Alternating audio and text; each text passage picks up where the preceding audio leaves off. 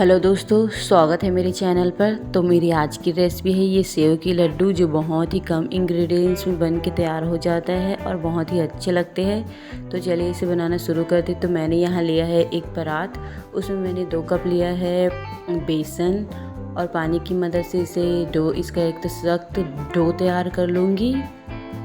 इसे हाथों से गूंथते हुए सख्त डो तैयार कर लेंगे।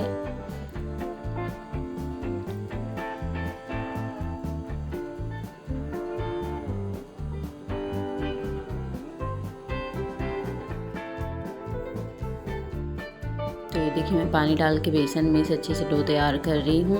ये देखिए, हमारा डो भी तैयार हो गए हैं। और इस तरह से मैंने हाथों पे थोड़ा सा तेल लगा के इसको और गूंद लेती हूँ मैं थोड़ी देर, क्योंकि बेसन है हाथ में चिपकते हैं। तो मैं थोड़ा सा तेल लगा लेती हूँ और थोड़ी देर इस तरह से और कर लूँगी, इसे गूंद लूँगी, थोड़ा सा मसल के थोड़ा सा ऐसे कर लेंगे हम इस तरह से। तो मैंने यहाँ लिया है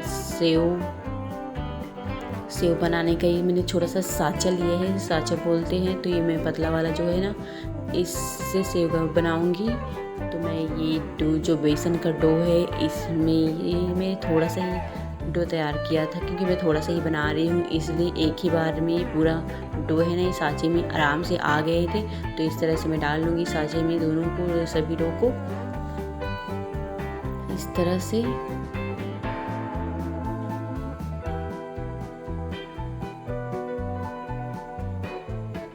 अब हम इसे बंद कर लेंगे।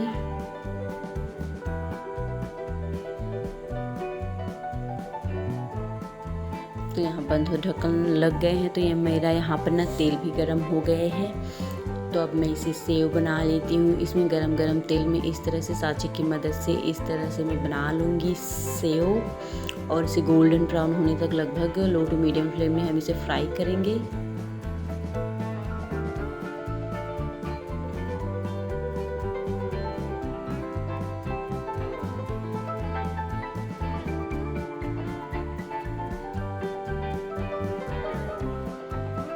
तो इसी तरह से हमें जो सभी डो है उसे ना गोल्डन ब्राउन होने तक इस तरह से सेव बना के इसे गोल्डन ब्राउन फ्राई कर लेंगे और तेल से निकाल लेंगे, डिश आउट कर लेंगे। तो ये गोल्डन ब्राउन हो गया है, तो मैं इसे निकाल देती हूँ एक प्लेट या फिर थाली में।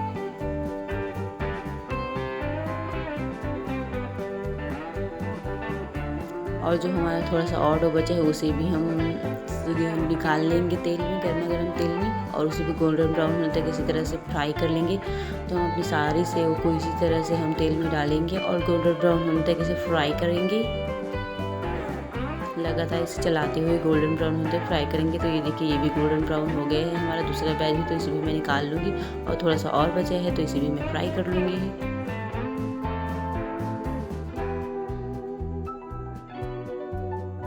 तो इसी तरह से हमें सभी जो बेसन का आटा हमने डो तैयार किया था, इस तरह से मैं सभी सेव बना के इसे गोल्डन ब्राउन होने तक इसे फ्राई कर लूँगी और तेल से निकाल लूँगी।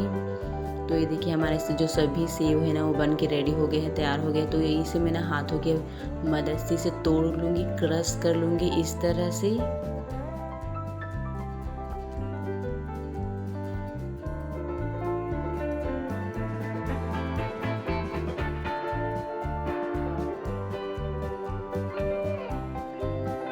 तो ये मैंने सभी सेव को है ना वो तोड़ लिया है, हाथों की मदद से क्रश कर लिया है।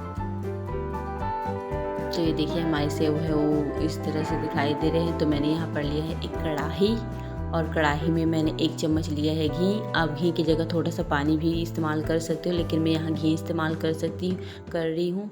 तो ये देखिए, इसे मैं मेल्ट कर लूँगी, हल्के हाथों से मिलाते हुए चलाते हुए इसे मेल्ट कर लेंगे। उसके बाद हम डाल लेंगे 1 कटोरी, लगभग मैंने दबा के 1 कटोरी गुड़ यूज़ किया है। तो इसे भी हम घी में डालेंगे और लगातार लो टू मीडियम फ्लेम में चलाते हुए इसे मेल्ट कर लेंगे।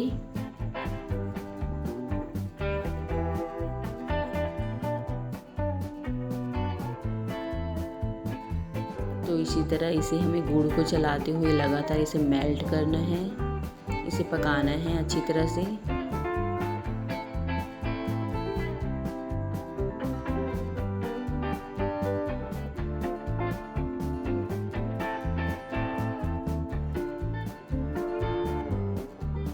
तो ये देखिए, देखिए हमारा गुड़ है जो लगभग मेल्ट हो गए हैं। अभी पाग बिल्कुल भी नहीं आए हैं। जब मतलब हम इसे लड्डू बनाएंगे ना तो इसे हमें पाग लाना है। तो चेक कैसे करेंगे कि पाग आए हैं कि नहीं आए। इसे हम लोग पाग ही बोलते हैं, जिसके पाग आया है कि नहीं आया है इस तरह से बोलते हैं। और हम लोग एक कटोरी में पानी लेते हैं और इसमें गुड़ के कुछ ड्रॉप डालेंगे और देखेंगे चेक करके कि पाग आए हैं कि नहीं आए हैं। अगर लड्डू जैसे शेप हमें बनेगा हमारा गुड़ तो बन गया है, हमारे पाग आ गए हैं अच्छी तरह से। अगर नहीं बनेगा लड्डू जैसे गोल शेप में नहीं आएगा गुड़ तो नहीं आए हैं अभी पाग में, मतलब पाग नहीं आए हैं। तो मैं इसे थोड़ी देर और 1-2 मिनट लगातार चलाते हुए इसे मैं तो ये देखिए मैंने कटोरी में यहाँ पर लिया है पानी। अब इसे मैं देख लेती हूँ चेक करके ये हमारे पाग आ गए हैं कि नहीं आए हैं। तो ये हमारे पाग में भी नहीं आए हैं, ये मेल्ट हो रहे हैं। तो मैं इसे थोड़ी देर और पका लेती हूँ, उसके बाद मैं चेक करके देखूँगी कि हमारा पाग आए हैं कि नहीं आए हैं।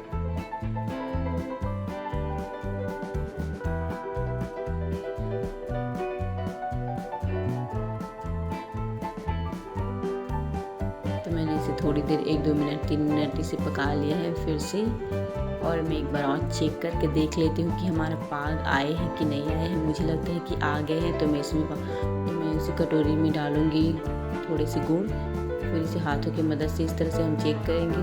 तो ये देखिए जब मैं हाथों की दोनों उंगलियों से ऐसे ऐसे कर रही हूँ ना तो ये गोल शेप में एक लड्डू जैसे आकार के हो गए हैं। तो ये परफेक्ट पाग हमारे आ गए हैं। तो मैं गैस को कर दूँगी बंद और यहाँ पे जो हमारे सेव बनाए थे ना उसे फ्राई किए थे उसको मैं डाल लूँगी और अच्छे से मिला लूँगी सभी को गुड़ में। इस तरह से हमें सभी को अच्छे से मिला लेना है।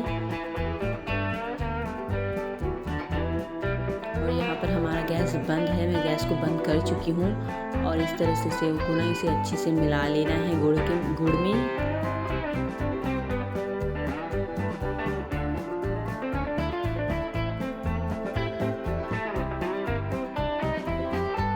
देखिए हमारा जो सेव है ना वो पूरा गुड़ में ना अच्छे से मिल गए हैं, अच्छे से मिल गए हैं। तो इसे हल्का सा मतलब एकदम पूरा ठंडा नहीं होना है, हमें गर्मा गर्म ही इसे लड्डू का शेप देना है। क्योंकि ठंडा होगा ना तो ये फिर बनेगा नहीं, तो इसलिए हमें गर्मा गर्म ही बनाना है। अपने हाथों में पानी या फिर घी की मदद से आप अपने हाथों में घी या फिर पानी लगा लीजिए और लड्डू के आकार दे दीजिए। तो ये देखिए मैंने ना इसे ना डायरेक्ट मैं कढ़ाई से निकाल के इसे बना रही हूँ अपने हाथों से। इस तरह से गोल गोल लड्डू का आकार दे रही हूँ। आप चाहे तो इसे थाली या फिर प्लेट में पहले निकाल लीजिए सभी को, उसके बाद आप लड्डू बनाइए। मैंने ना डायरेक्ट कढ़ाई से निकाल के बनाया था। तो इस तरह से देखिए तो हमारे ये लड्डू है ना वो बन गए हैं। इस तरह से देखिए अपने हाथों की मदद से इस तरह से दबाते हुए इसे गोल शेप में लड्डू के आकार में बना लेना है। इस तरह से दोनों हाथों की मदद से हम इस तरह से शेप दे देंगे, लड्डू का शेप दे देंगे दबाते हुए इस तरह से।